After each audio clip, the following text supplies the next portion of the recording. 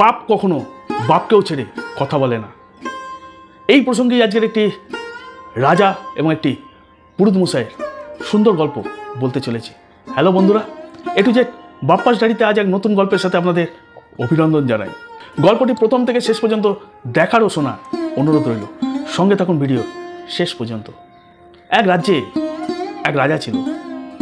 সেই রাজা অতীব দয়াবান, অতীব ধার্মিক প্রকৃতির রাজা ছিলেন।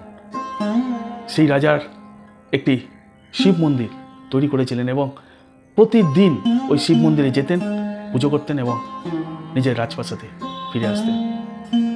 সেই মন্দিরের জন্য একটি পুরুত মশাইয়ের দরকার ছিল। রাজামশাই একটি পুরুত মশাই খোঁজার জন্য তার মন্ত্রীদের বলে এবং তার মন্ত্রীরা একজন পুরুত মশাইকে সেই রাজার কাছে নিয়ে আসে। সেই পুরুত মশাই অতীব ধার্মিক এবং সৎ ব্যক্তি ছিলেন। সেই পুরুত মশাই আজ পর্যন্ত কখনো কারোর কাছে কোনো মিথ্যা কথা বলেননি। আর তিনি এমন এক ব্যক্তি ছিলেন, তার যতটুকু দরকার ততটুকু হলেই সেই পুরুত মশাই খুব খুশি থাকতেন। তার অতিরিক্ত কারোর কাছ থেকেই তিনি চাইতেন না। সেই পুরুত মশাইকে পেয়ে রাজামশাই খুব খুশি হয়েছিল। রাজামশাই সেই পুরুত মশাইকে সেই মন্দিরের পুজো দায়িত্ব দেয়। সেই পুরুত মশাই প্রতিদিনই মন্দিরে পুজো করতে থাকে আর রাজামশাই দূর থেকে ওই পুরুত মশাইয়ের পুজো দেখতে থাকে এবং পুরুত মশাইয়ের পুজো রাজামশাইয়ের খুব ভালো লাগতো।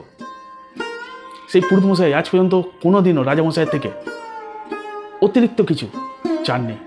রাজামশাইয়ের একটি ছেলে ছিল। সেই ছেলে ধীরে ধীরে বড় হয়ে যাওয়ার পর রাজামশাই সেই ছেলের বিয়ে পাশের রাজ্যের রাজার একটি সুন্দরী কন্যার সাথে বিয়ে দেন। রাজার ছেলেকেও দেখতে অপরূপ সুন্দর ছিল। বিয়ে করে আসার পর রাজামশাইয়ের পুত্র তার স্ত্রীকে নিয়ে প্রথম দিন রাত্রিবেলা তার নিজের ঘরে ঢোকার পর রাত্রিবেলা শুতে যায়। দুজনে মিলে শুয়ে পড়ে, কিন্তু রাজামশাইয়ের পুত্রবধূ চোখে ঘুম আসে না। সেই রাতে জেগেই থাকে এবং জেগে জেগে চারপাশ দেখতে থাকে। চারপাশ দেখতে দেখতে রাজামশাইয়ের পুত্রবধূর চোখে পড়ে দেয়ালে টানানো একটি তরোয়ালের দিকে। সেই পুত্রবধূ সেই তরোয়ালের কাছে যায় এবং সেই তরোয়ালটি নিজের হাত দিয়ে বাইরে বার করে। তরোয়ালটি দেখে নতুন পুত্রবধূ খুব আশ্চর্য হয়ে যায়, কারণ তরোয়ালটি যেই বার করে তরোয়ালটি দেখতে খুবই সুন্দর ছিল এবং ধার মজবুত ছিল। সেই নতুন পুত্রবধূ ভাবে যে সেই তরোয়ালটিকে নিয়ে তার স্বামীর কাছে যাবে এবং স্বামীকে একটু ভয় পাবে। তরোয়ালটি কিন্তু খুবই ভারী ছিল।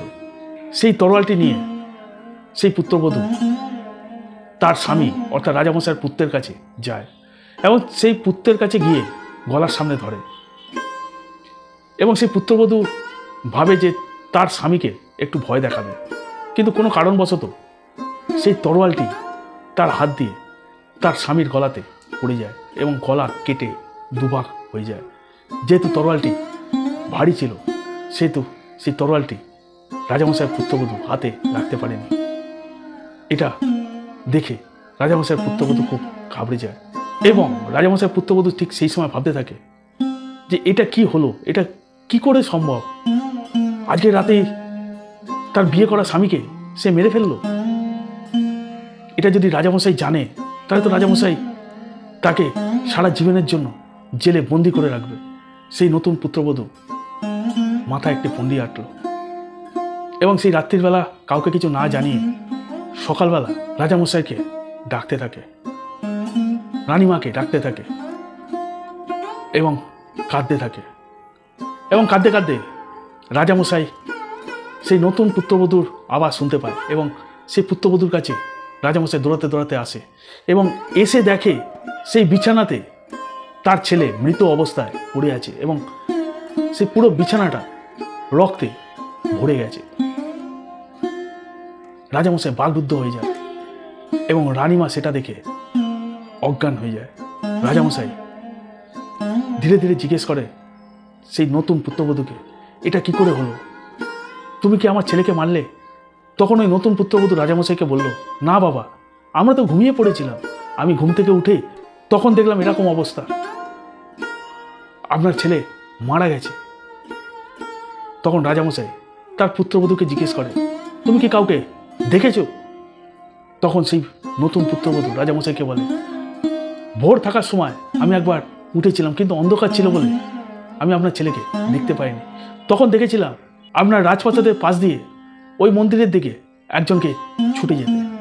রাজামশাই দৌড়ে ওই মন্দিরের কাছে যায় এবং মন্দিরের কাছে গিয়ে দেখে ওই মন্দিরের ভেতর ওই পুরুত মশাই বসে পুজো করছে। পুজো শেষ হয়ে যাওয়ার পর রাজামশাই ওই পুরুত মশাইকে জিজ্ঞেস করে, তুমি কাল রাতে আমার ছেলের ঘরে ঢুকেছিলে? সেই কথা শুনে পণ্ডিত অবাক হয়ে যায় এবং পণ্ডিত বলে, কি বলছেন কি? আমি তো ভোরবেলা এলাম এখানে পুজো দিতে, আমি আপনার রাজপ্রাসাদেই ঢুকি না। রাজামশাই পণ্ডিতের কথা মেনে নেয় এবং পণ্ডিতকে যেহেতু রাজামশাই বিশ্বাস করে, সেহেতু পণ্ডিতের কথা পুরোটাই বিশ্বাস করে নেয়। যখন আশেপাশের সমস্ত প্রজারা চিৎকার করে পুরুত মশাইকে দোষী বলছিল, সেটা শেষ পর্যন্ত রাজামশাই মাথায় নিয়ে নিয়েছিল এবং ঠিক তখনই রাজামশাই সেই পুরুত মশাইকে তার শাস্তি হিসাবে তার ডানারটি তার ধর থেকে ভিন্ন করে দিয়েছিল। অর্থাৎ সেই ডানারটিকে রাজামশাই তরোয়াল দিয়ে কোপ মেরে দিয়েছিল, তার ডানারটি সেখানে পড়ে গেছিল। তারপর সেই পুরুত মশাইকে সমস্ত প্রজারা তার বাড়িতে ছেড়ে দিয়ে আসে। সেই পুরুত মশাই বুঝতেই পারে না তার হাত কিসের জন্য রাজামশাই কেটে দিল। সে তো আকাশ থেকে পড়লো, এরকম অবস্থা ছিল। সে ভাবলো এরকম নিয়তি তার সাথে কেন হচ্ছে। তাই সে ওখানকার একটি জ্যোতিষের সাথে দেখা করার কথা ভাবলো। সে একদিন সকালবেলা একটি জ্যোতিষের বাড়িতে গেল। জ্যোতিষের বাড়িতে গিয়ে দেখলো জ্যোতিষ সেখানে নেই। জ্যোতিষের স্ত্রী সেখানে চলে আসে এবং চলে এসে পুরুত মশাইকে দেখে সেই জ্যোতিষের স্ত্রী বলল, উনি তো বাড়িতে নেই। তখন পুরুত মশাই বলল, আমি আসলে ওনার সাথেই দেখা করতে এসেছি। তখন জ্যোতিষের স্ত্রী ওই পুরুত মশাইকে বলল, ঠিক আছে, আপনি যখন এসেছেন তখন ঘরের ভেতর এসে বসুন, উনি বোধহয় আসবে। জ্যোতিষের স্ত্রী পুরুত মশাইকে ঘরে বসায় এবং ভেতর থেকে জল এবং বাতাস এনে পুরুত মশাইকে দেয়। তারপর আস্তে আস্তে জ্যোতিষের স্ত্রীর সাথে পুরুত মশাইয়ের কথা হতে থাকে। জ্যোতিষের স্ত্রী জ্যোতিষের নামে অনেক খারাপ খারাপ কথা বলতে থাকে সেই পুরুত মশাইকে এবং অনেক কষ্টের কথাও সেই পুরুত মশাইকে বলে। জ্যোতিষী কিছুক্ষণ পরই ঘরের মধ্যে আসে এবং ঘরের মধ্যে আসার পর জ্যোতিষী দেখতে পায় পুরুত মশাই তার ঘরেতেই বসে আছে এবং পুরুত মশাইকে বলে, আপনি আপনি কি ব্যাপার আমার বাড়িতে? তখন ওই পুরুত মশাই জ্যোতিষীকে বলে, আমি তোমার কাছে এসেছি, কিন্তু তার আগে আমি তোমাকে জিজ্ঞেস করতে চাই যে তোমার স্ত্রী তোমার নামে এত আজে বাজে কথা সবাইকে বলে বেড়ায় কেন? আমার আসার পর থেকেই তোমার নামেই অনেক আজে বাজে কথা শুনতে হলো, কিন্তু এসব কেন হয়? তখন ওই জ্যোতিষী ওই পুরুত মশাইকে বলল, আসলে এটা আমার কর্মফল। পুরুত মশাই কিছু বুঝতে পারলো না। পুরুত মশাই তখন ওই জ্যোতিষীকে জিজ্ঞেস করলো, কর্মফল মানে? তখন ওই জ্যোতিষী বলল, আসলে এর আগের জন্মে আমি একটি কাক ছিলাম এবং আমার স্ত্রী ছিল একটি গাধা। সেই গাধার পিঠে একটি বড় ঘা ছিল। আমি সবসময় সেই গাধার কাছে এসে সেই ঘাটাকে খেতেই থাকতাম এবং ঘাটার ভেতর থেকে ছোট ছোট পোকা আমি ধরে নিয়ে খেতাম। তাতে ওই গাধা খুব কষ্ট পেত এবং খুব ব্যথা পেত, কিন্তু আমি তো ভালো ভালো জিনিস ওই গাধার ঘা থেকে খেয়ে খেয়ে আমি ওখানে বেঁচে থাকতাম। একদিন সেই কাকের ঠোঁট ঢুকে যায়। সেই কাক সেই ঠোঁটটিকে বার করতে পারে না। গাধাটি তখন লাফাতে থাকে এবং কষ্টের জন্য গাধাটি পাশে থাকা একটি নদীর মধ্যে ঝাঁপ দিয়ে দেয়। সেই নদীর জলের স্রোতের এতটাই গতি ছিল, সেই স্রোতেতেই দুজনেই মারা যায়। অর্থাৎ আমি এবং আমার স্ত্রী দুজনেই মারা যায়। সেই কর্মের প্রতিদানই আমি এই জন্মে পাচ্ছি। এটা তো হওয়ার কথাই ছিল। তাই আমি আমার স্ত্রী আমার সম্পর্কে যাই বলে থাকুক আমি তাতে কিছু বলি না, কারণ এর আগের জন্মে তো আমি আমার স্ত্রীকে অনেকই কষ্ট দিয়েছি। তখন জ্যোতিষী বলল, তাহলে কি তুমি বলতে পারবে আমার এক হাত কাটা হলো কেন? তারপর ওই পুরুত মশাই ওই জ্যোতিষীকে সমস্ত ঘটনা বলে। তখন ওই জ্যোতিষী ওই পুরুত মশাইকে বলে, হ্যাঁ, এটাও তুমি আগের জন্মের কর্মফল পাচ্ছ। আগের জন্মে তুমি ছিলে একজন তপস্বী, তুমি যখন গাছের তলায় বসে তপস্যা করছিলে, ঠিক সেই সময় একটি গাভী তোমার সামনে দিয়ে দৌড়ে গেছিল। ঠিক সেই সময় একটি কসাই ওই গাভীটিকে ধরার জন্য তোমার কাছে এসে জিজ্ঞেস করছিল, এখান দিয়ে কোনো গাভী গেছিল? তখন তুমি ডানার দিয়ে সেই গাভীটির দিকটি দেখিয়ে দিয়েছিলে ওই কসাইকে। তারপর ওই কসাই ওই গাভীটির পিছনে গিয়ে গাভীটিকে মেরে ফেলেছিল। তাই আজকের এই জন্মে ওই কর্মফল হিসাবে তুমি যেহেতু ওই গাভীটিকে লক্ষ্য করে তোমার যে হাতটা তুলেছিলে, সেই হাতটি তোমার কর্মফল স্বরূপ কাটা হয়েছিল, তোমার কর্মফল স্বরূপ ওটি বাদ দেওয়া হয়েছে। আর ওই গাভীটি ছিল তোমার রাজার পুত্রবধূ, আর ওই কসাই ছিল তোমার রাজার পুত্র। তাই এই জন্মে ওই কসাইয়ের মৃত্যু অবধারিত ছিল ওই গাভী অর্থাৎ পুত্রবধূর হাতে। আগের জন্মের কর্মফল এই জন্মে তো পেতেই হবে, এটাই তো বিধাতা লিখে দিয়ে গেছে। পুরোহিতমশাই সমস্ত কথা ওই জ্যোতিষীর থেকে জানলো এবং পরে বাড়ি ফিরে গেল।